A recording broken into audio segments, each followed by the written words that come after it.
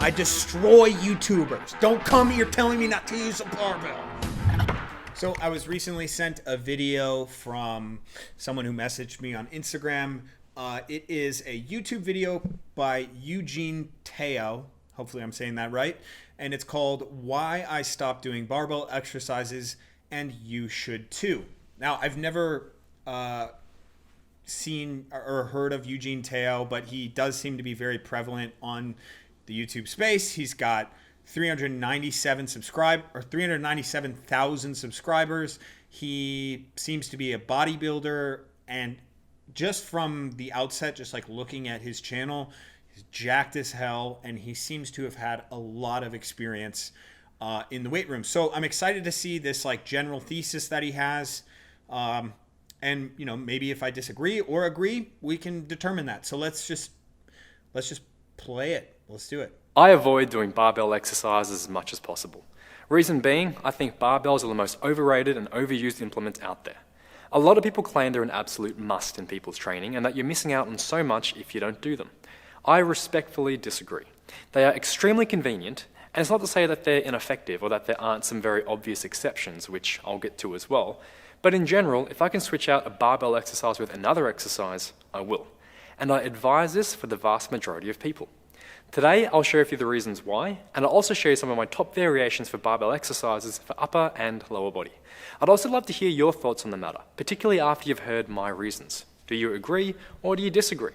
Let me know in the comments. I don't expect to be agreed with all the time, but I'd love to be able to get some open discussions going on this topic. This is also probably a really bad time to mention the new 12-week program that I've just launched on Gambaru. It's a barbell-only program. It's a hybrid bodyweight and barbell program. And you know, maybe the reasons for that is just like you said, convenience. A lot of people have barbells and discs in their garage. They don't have the ability to get on, you know, more advanced cable machines or isolation machines. So I'm not going to judge him based off of that, you know, whatever. It's more funny than anything. What I can say is this, just maybe I'm getting this completely wrong, but it is tough as a YouTuber to title things in certain ways that grabs people's attention. This, you know, Why I Stopped Doing Barbell Exercises and You Should Too is a grabber for sure. And he does actually, you know, that's his thesis. It's not a lie, but it does have a nice attention-grabbing quality to it. I have a good example of this. If you look at my video, The Toxic Champion Mindset. When I had sent this originally to Alex, my editor, we determined that this thumbnail was a good one. And I liked it because this is more of a serious tone video. You know, I'm not reacting, doing the Ego Olympic stuff. I'm not even in the video. It's something that I wrote. It's an exploration of this quality of hyper winners that I don't think is commonly explored. And that video, if you can see this graph here, was performing horribly compared to the other 10 videos. So what YouTube does, say there's at the 5-hour mark after you post a video, what it'll do is compare your last 10 videos where they were at the 5-hour mark. And I think this was 8 out of 10 or maybe 9 or 10 out of 10. So it was not doing well. So I decided, okay, what if we clickbaited it up a little bit, right? So we put Arnold in there. We put Ronnie Coleman in there. We put Liu Xiaojun. We even put myself reacting in there. And in that video, I'm not even in it. It's just my voice. And after that, we now have one of my most successful videos of all time. In the past 29 days, I'm over 350,000 views on that thing. Now, I don't know if that was the cause. Maybe sometimes things just kick off later than expected. But in general, most YouTube videos, you know what you're going to get within that 5-hour mark. If it's going well in 5 hours, you know that it's going to do well from a metrics thing. This is just something that I've noticed. So realizing this, it's beneficial for someone like Eugene to, you know, make a statement like that and potentially not really mean it, or mean it, but then there's a little bit more nuance. And we're only a minute into this thing, so I don't know exactly where it's going to go, but that's kind of where we're at. Like, if you looked at this, plainly, you would say, hey, asshole, you're telling me not to use a barbell, and then you're selling me barbell only training. That's not what he means. I get that, but hopefully that explains the landscape of a YouTuber these days. So the biggest reason why I don't do barbell exercises is they force your body into one strict plane of movement that isn't ideal for everybody. Okay, so that line right there is an interesting one. It's not ideal for everybody. And that is a good thing. It's a good way to be thinking.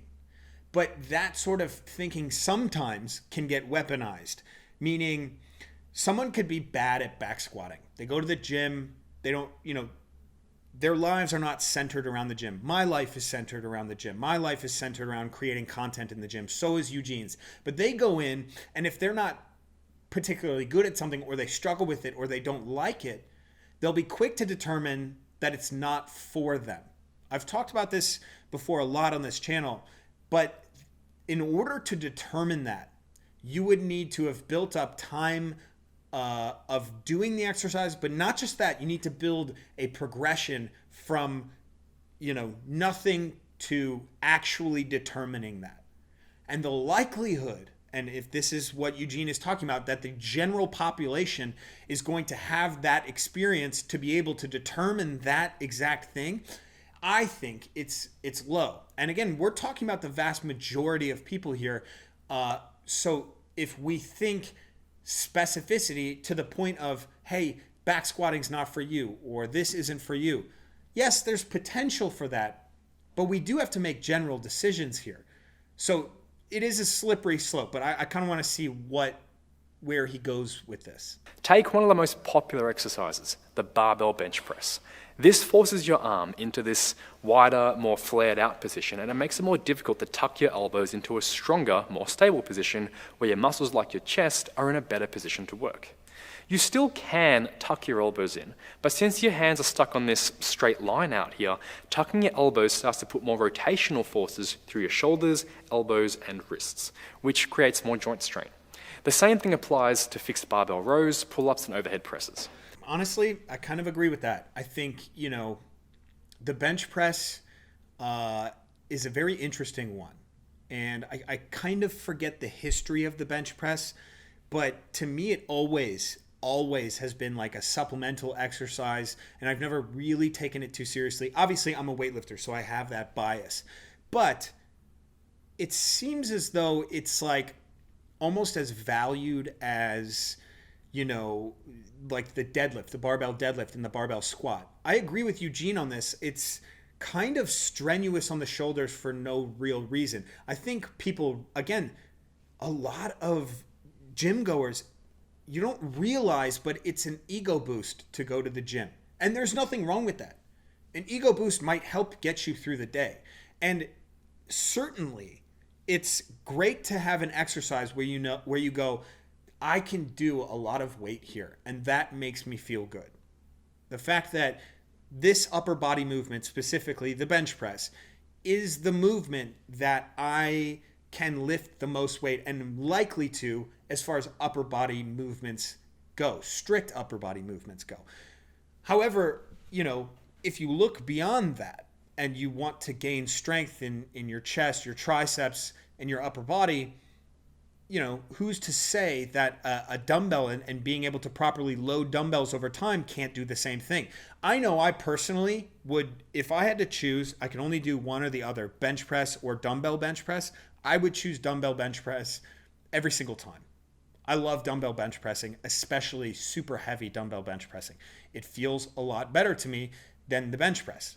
So what I will say is this, and again, I'm stopped the video, but with the bench press, the action of just holding your hands pronated will always create stress on the shoulder joint and not being able to rotate them at all, right? So that action directly affects the working joint. However, in a back squat, this is fixed on my back. There might be some strain being able to hold the barbell, some guys who aren't as mobile up top, but that's a different thing. The action is actually away from the barbell, so it can't possibly have the same effect. Now, joint strain isn't a bad thing. The human body is not fragile, it's incredibly resilient, and has the ability to recover and come back stronger from the stress we expose it to. The problem is, as you start accumulating more reps, sets, and time spent training, you'll inevitably have to wind up using heavier weights and more volume in the gym just to make small marginal gains, or even to just maintain your physique. And that's where it becomes more difficult to keep your recovery high enough to balance out the amount of stress you have to put your body through to continue to progress. Yeah, I love that. I've said that so much. The better you get, the harder it is to get better. And the only way to get better is more volume, more load. It's the only way. It's progressive overload. Like, the more you do, the more you get.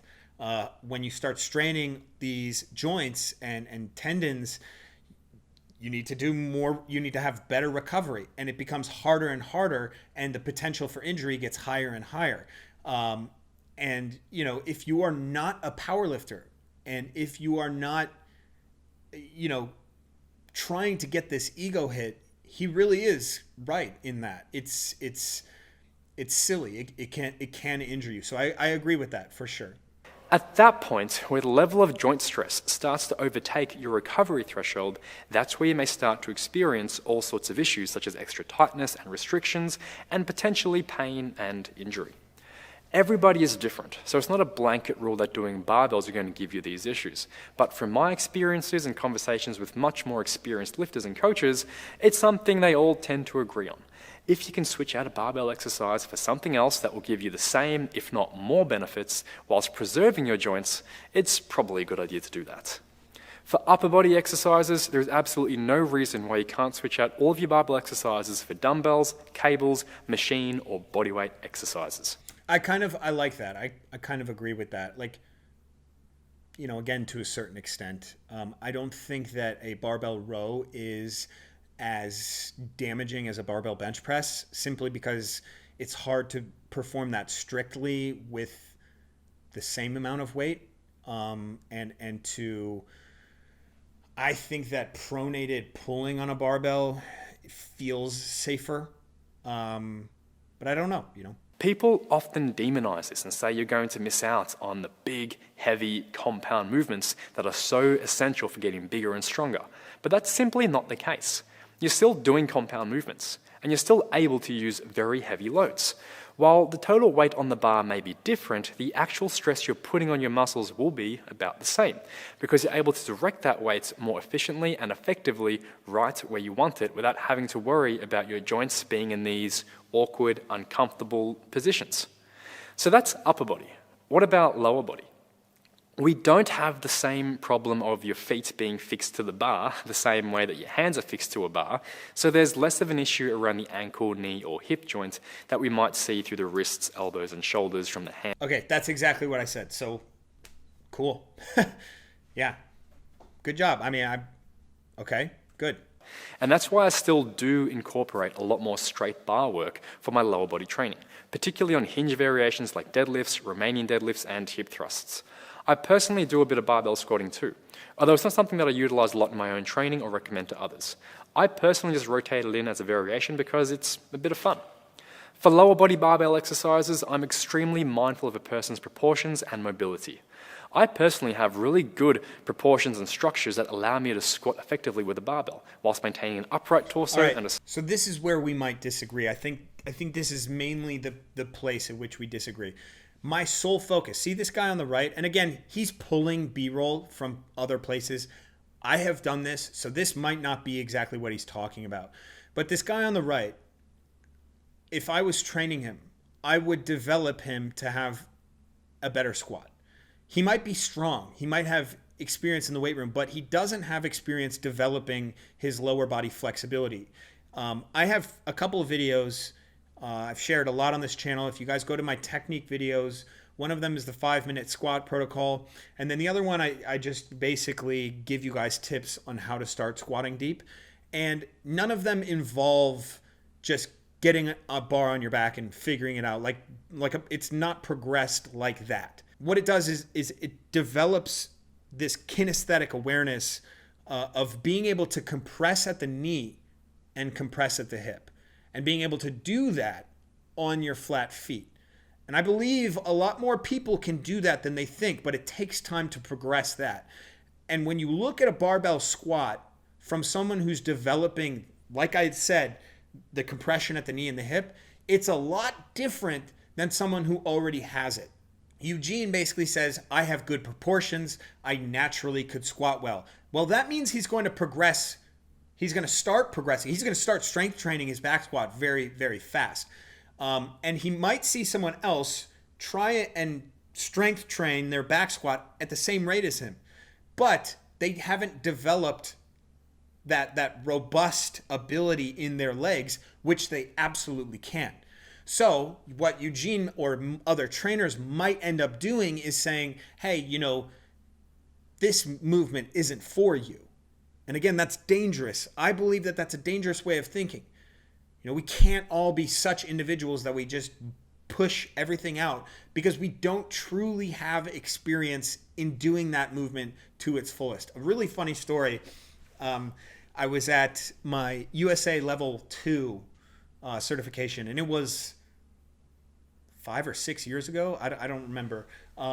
But the guy who was running us through it, he was like, I was talking to this Russian guy, and he's like, I can't keep my hands on the bar when I do a front rack. He's like, I've tried everything. And the Russian coach just simply says, well, have you tried 1,000 times? And, there's obviously two sides to that. If you do something the wrong way enough times, everyone's heard that. Did I ever tell you what the definition of insanity is? Well, something might feel wrong, but it'll actually be right. And if you do it enough times, it'll feel right as well. And that's sort of my process with building the squat. And I think if this is where Eugene is going, this is where we might part ways. A lot of people don't have this structure, and it's pretty much impossible for them to get into similar positions to me, regardless of how mobile they are. So I disagree. It's impossible to look exactly like you, sure. But that guy on the right, that absolutely was me. Look, it's not ideal. It's not the same as Eugene. That looks worthwhile to me. I developed that from, if we look back on this guy on the right, I developed that ability to go and get that bottom position. It's not that bad. Chest is relatively vertical as it can be. Hip crease is below the knee crease, right? And this is maximum for me. It took a lot of work. It takes a lot of work to be able to do this, but I can guarantee you if I was, 6, 7, no, I would say earlier than that, like maybe 8 years ago, if I was this guy on the right, Eugene would say it is impossible for him to be able to do that. Or see how he has to sit back to be able to in that position? This is where I could fix that, and I have developed that. Yeah, so maybe this is where we part ways. This leads to the lower back being loaded up a lot more. Now, if that's part of your goals, then hey, that's awesome.